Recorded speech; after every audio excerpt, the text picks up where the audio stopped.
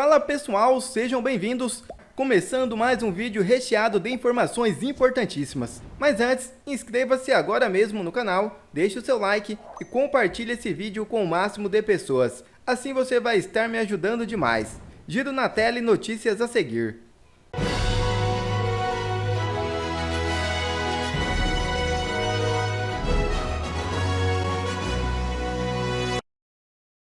Nova declaração de Mauro Cid pode causar reviravolta envolvendo Bolsonaro. É isso mesmo. O tenente-coronel Mauro Cid, ex-ajudante de ordens do ex-presidente Jair Bolsonaro, afirmou não ter informações sobre o envolvimento do antigo presidente em supostos planos para assassinar o presidente Lula, o vice-presidente Geraldo Alckmin e o ministro do Supremo Tribunal Federal, Alexandre de Moraes. A declaração foi dada durante depoimento à Polícia Federal na última quinta-feira. Cid foi convocada a prestar novos esclarecimentos no âmbito da investigação sobre a suposta tentativa de golpe de Estado que resultou na abertura de um inquérito. Nesse processo, tanto Cid quanto Bolsonaro estão entre os 37 indiciados pela PF. E o general Braga Neto também nega envolvimento em suposto plano de matar Lula. Defesa diz que o militar não coordenou e não aprovou o plano qualquer. A defesa do general Walter Braga Neto, ex-ministro da Casa Civil e da Defesa do governo Jair Bolsonaro, afirmou em comunicado nesta sexta-feira 6 que ele não tomou conhecimento de documento que tratou de suposto golpe e muito menos de planejamento de assassinato de alguém. O militar foi indiciado pela Polícia Federal no inquérito em curso no Supremo Tribunal Federal que apura uma suposta tentativa de golpe ocorrida entre outubro de 2022 e janeiro de 2023, que previa, entre outras medidas, o assassinato de Lula, Geraldo Alckmin e do ministro Alexandre de Moraes. Os advogados de Braga Neto afirmaram que o cliente não coordenou e não aprovou o plano qualquer e nem forneceu recursos. A PF atribui ao general os crimes de abolição violenta do Estado Democrático de Direito, golpe de Estado e organização criminosa. Somadas, as penas máximas previstas para esses delitos chegam a 28 anos de prisão.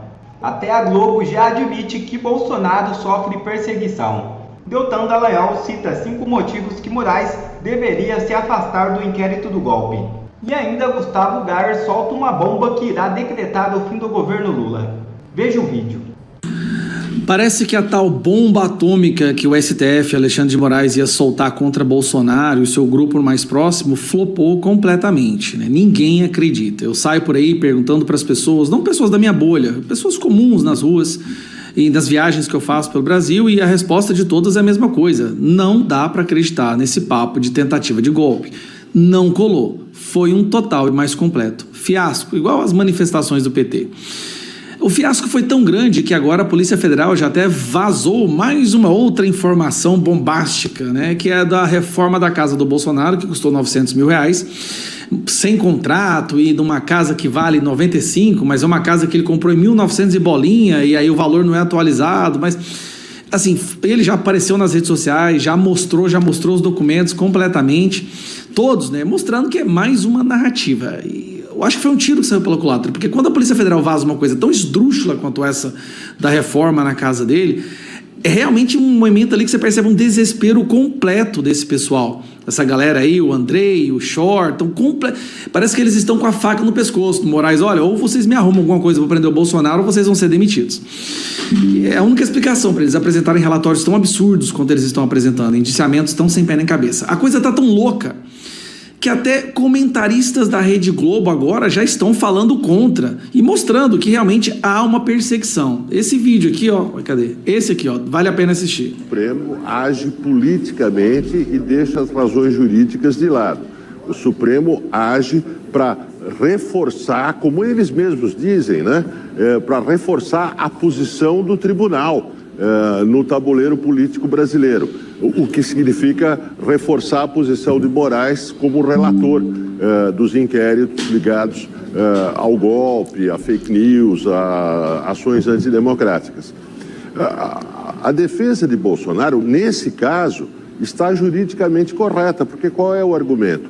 Que Alexandre de Moraes não pode ser, ao mesmo tempo, vítima, porque ele seria assassinado, investigador, porque ele é o relator do inquérito e juiz. Bom, isso é um impedimento jurídico clássico, né? Mas o tribunal não aceitou isso, o que é muito ruim, porque isso estimula a polarização política no Brasil, em primeiro lugar, e, em segundo lugar, fornece argumentos políticos para o bolsonarismo dizer que o inquérito e depois o processo é uma perseguição judicial, né? Não oferece argumentos, né, Demetrio? Vamos falar a verdade, oferece uma comprovação de que é uma perseguição policial. E, em terceiro lugar, cria argumentos jurídicos para que lá no futuro se conteste as sentenças ligadas a esse processo. É isso que o tribunal está arrumando. O tribunal está arrumando uma desmoralização perante grande parte da opinião pública da sua ação.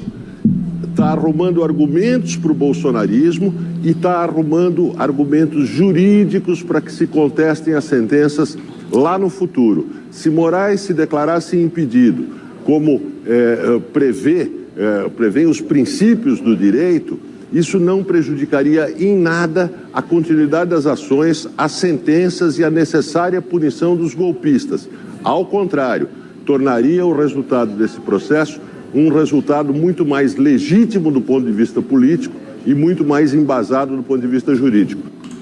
Só que simplesmente não tem provas, não tem evidências, não tem absolutamente nada que possa tornar esse processo legítimo do ponto de vista jurídico.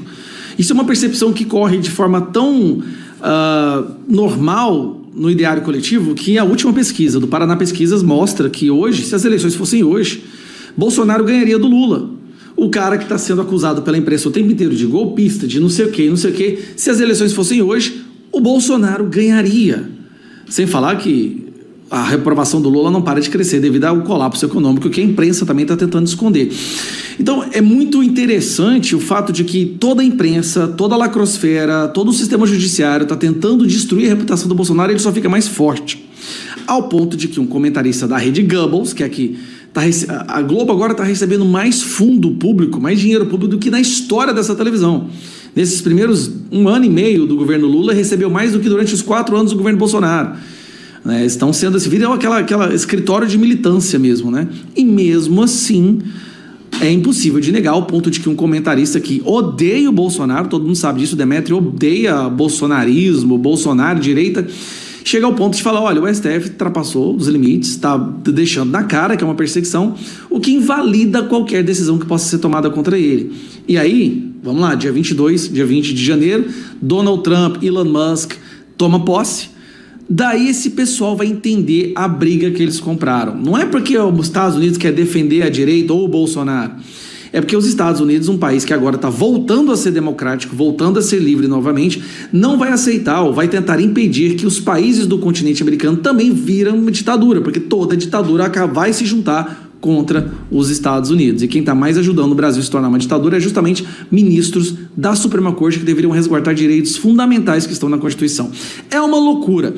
A gente está vivendo um tempo muito, muito louco, cara. Eu fico pensando como é que a gente vai explicar isso para os nossos netos daqui 15, 20 anos, né, quando a gente já tiver resgatado o nosso país. Entenda agora quais são as 5 razões da defesa do Bolsonaro para afastar o Alexandre de Moraes do inquérito do golpe e que contrariam as razões que agora apresentou a PGR para manter. Gente, os ministros do STF eles vão começar a julgar hoje, no plenário virtual da Corte, um pedido do ex-presidente Jair Bolsonaro para afastar do caso o Alexandre de Moraes, daquele caso, aquele inquérito sobre a suposta trama golpista. Esse pedido ele não é nada mais, nada menos do que aquilo que a gente chama em direito de arguição de impedimento, que é uma espécie de processo que tem como objetivo afastar um juiz ou membro do Ministério Público de um caso, quando aquele agente público, juiz, membro do Ministério Público, não pode, por proibição legal, atuar naquele processo. É uma arguição, é um pedido de impedimento, que nem quando o juiz lá marca impedimento. Essa jogada não é legal, não pode esse juiz, esse membro do Ministério Público atuar nesse caso. Fica aqui comigo que eu vou te apresentar agora quais são as 5 razões que a defesa do Bolsonaro apresentou para que Moraes seja declarado impedido e no final eu vou te dizer qual que é o meu palpite sobre o que vai acontecer de fato. Bora lá então para as razões. Razão número 1. Moraes é vítima e julgador. A primeira justificativa para o impedimento do Moraes é clara, gente, é claríssima. Um juiz está impedido de atuar num caso quando ele, o seu cônjuge, os seus parentes forem parte no processo ou tiverem um interesse direto naquela causa. E é claro que tem aí. E que interesse maior na causa que alguém poderia ter, maior do que o de Moraes, que é uma suposta vítima dos planos de assassinato e de golpe de Estado que estão sendo investigados. Mas não é só isso não. A investigação ela relata o suposto monitoramento do ministro. Moraes, na decisão que autorizou a operação contra-golpe, mencionou ele mesmo, citou ele mesmo, o nome dele pelo menos 44 vezes. Chega a ser surreal. Numa democracia, ninguém pode ser juiz do seu próprio caso. Razão número 2. Alexandre de Moraes ele tem interesse direto no caso.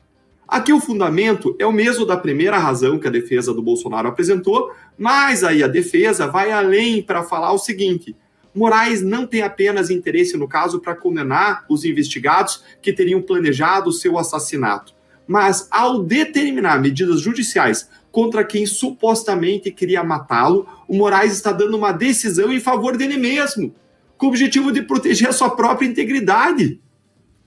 Tem algo mais suspeito do que isso? Tem um interesse direto maior do que isso? Proteger a sua própria vida por meio de uma decisão que você dá? Razão número 3.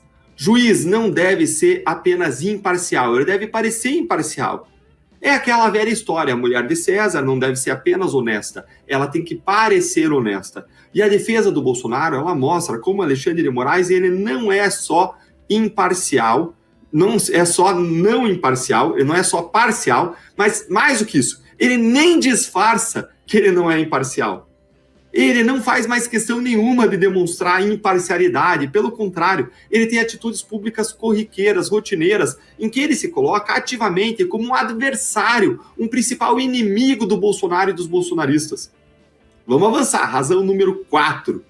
O Brasil precisa obedecer a normas internacionais sobre imparcialidade de juízes. Aqui a defesa do Bolsonaro, ela relembra que o Brasil se comprometeu com normas como a Convenção Interamericana de Direitos Humanos e o Pacto Internacional sobre Direitos Civis e Políticos, que foram incorporados à legislação brasileira e que reconhece o direito ao julgamento justo perante um tribunal competente, independente e imparcial. E que esse julgamento aconteça aí dentro de um tempo razoável.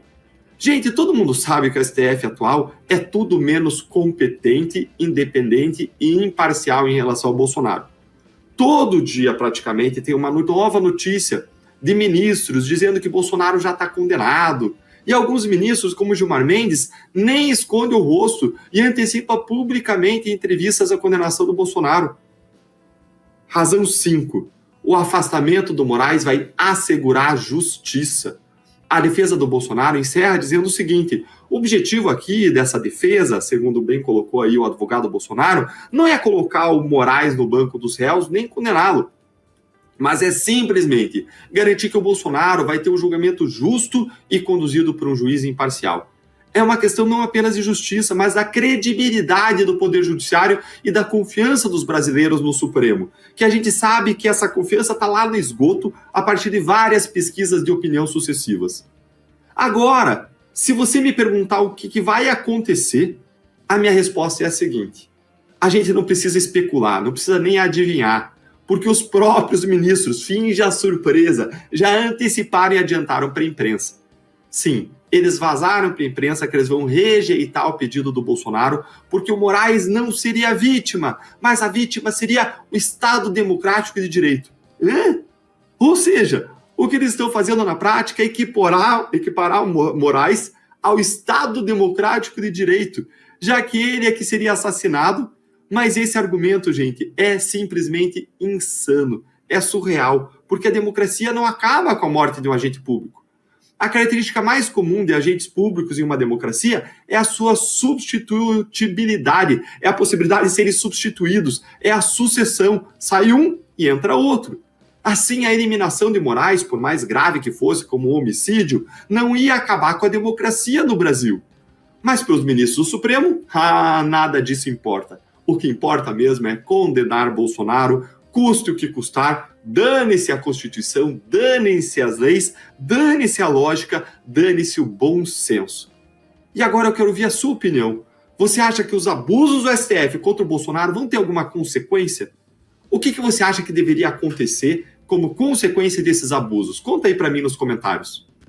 Esse vídeo aqui eu não vou nem focar na questão política, não. É realmente um vídeo para te ajudar, para que você não entre em peça falência nos próximos 2 anos, para que você não vá morar nas ruas, para que você não perca tudo que você conquistou ao longo da sua vida.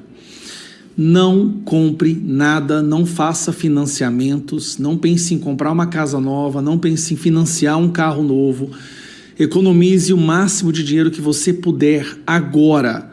Nós vamos entrar em 2025 na pior crise que você já viu. Vai ser pior que a crise da Dilma. E eu não estou falando isso com exagero porque eu quero denegrir ou macular a imagem do governo, não. É porque realmente eu quero evitar que um número maior de pessoas tenham suas vidas destruídas. Não financie nada. Eu vou te falar por quê. Uma matéria que saiu hoje para você entender o que a gente está entrando agora em 2025. O mercado aposta em alta de 0,75 na Selic em dezembro. Isso é uma estimativa do mercado, porque tem do XP Investimentos, já está em 12, aumento de mais 1%, ponto percentual. Os consultores da Bradesco vai mais 0,5%.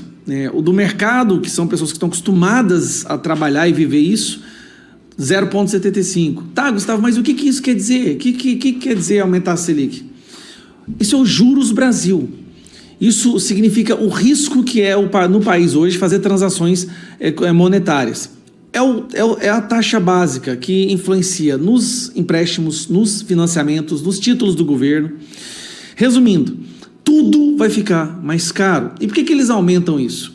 Porque eles querem tentar controlar a inflação. O objetivo é tentar controlar a inflação. Só que olha isso aqui. Mercado aumenta previsões para juros, inflação e dólar em 2025, após a apresentação do pacote fiscal, que é o pacote fiscal que o Haddad apresentou. O que o mercado entendeu? Olha, o governo viu, a sirene está tocando no maior volume, nós vamos entrar, o gasto está muito acima do que a arrecadação, o governo precisa apresentar uma ação imediata. O governo apresentou é como se fosse colocar um band-aid num tiro à bala. O que o mercado percebeu? Que esse governo não tem a menor responsabilidade fiscal. Vai quebrar o país. O mercado, todo mundo, qualquer pessoa que entende minimamente, qualquer pessoa que tem um QI acima de 83, que é a média brasileira, sabe que agora nós vamos entrar num colapso econômico mesmo. A inflação vai explodir. O dólar hoje, olha como é que está o dólar hoje. Está aqui, ó, 6,9. Em um mês, o dólar saiu de 5,69, como você está vendo, para 6,9. Isso aqui são 40 centavos em um mês. E a tendência é continuar subindo. Repare que não é uma daquelas oscilações de volatilidade de rápida, né, que sobe e desce. É uma subida constante, muito maior que a pandemia. Olha a pandemia, tá vendo esse trecho aqui? Isso aqui foi pandemia, tá? Olha onde nós já estamos, gente. Beleza, aí vamos lá. Fuga de capital estrangeiro na Bolsa é a maior em 8 anos. Isso aqui, gente, o Brasil é um país emergente. Se a gente não tem investimento internacional, se a gente não tem investimento de fora, a gente não consegue crescer a nossa indústria, crescer o nosso agro, aumentar riqueza, gerar emprego. A gente precisa de investimentos de fora. Se não tem investimento de fora, o Brasil entra em um estado de estagnação. Aí tem o governo gastando mais do que arrecada, criando cada vez mais impostos e mais tributos. Agora mesmo, a Shein emitiu uma nota oficial falando que a gente vai poder pagar até 113% do valor do item comprado. E continua, olha só. Estrangeiros retiram 28,6 bilhões da B3 em 2024. Isso aqui foi em setembro. De lá para cá está só piorando. Então, qual é o objetivo aqui? Nós vamos sim entrar, talvez, uma crise necessária para o Brasil aprender. Mas, infelizmente, a vida de muitas pessoas vai ser destruída. Muitas pessoas.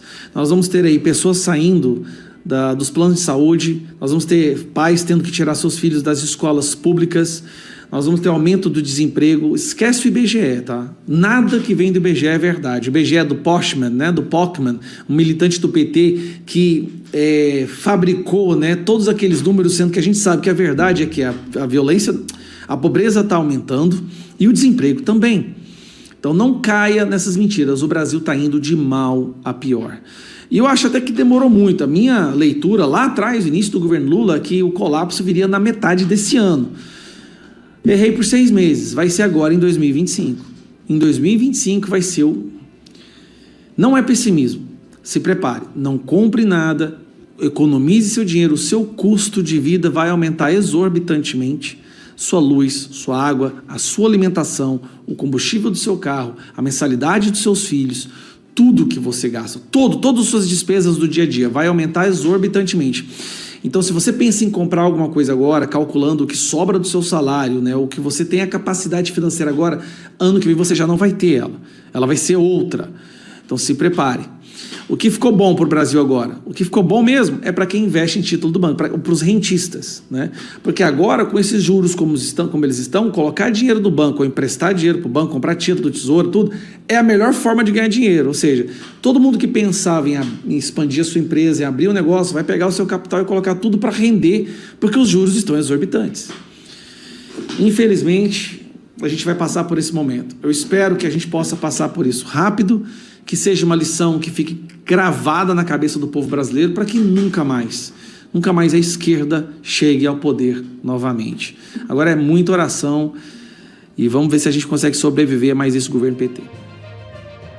Quer ver mais conteúdos como esse? Então inscreva-se agora mesmo no canal e ative o sininho das notificações. Assim você não perde mais nenhum conteúdo que é postado aqui no canal. E também já deixe o seu like para o YouTube ajudar a divulgar o nosso trabalho. Fico por aqui e que Deus abençoe a todos. Brasil acima de tudo e Deus acima de todos.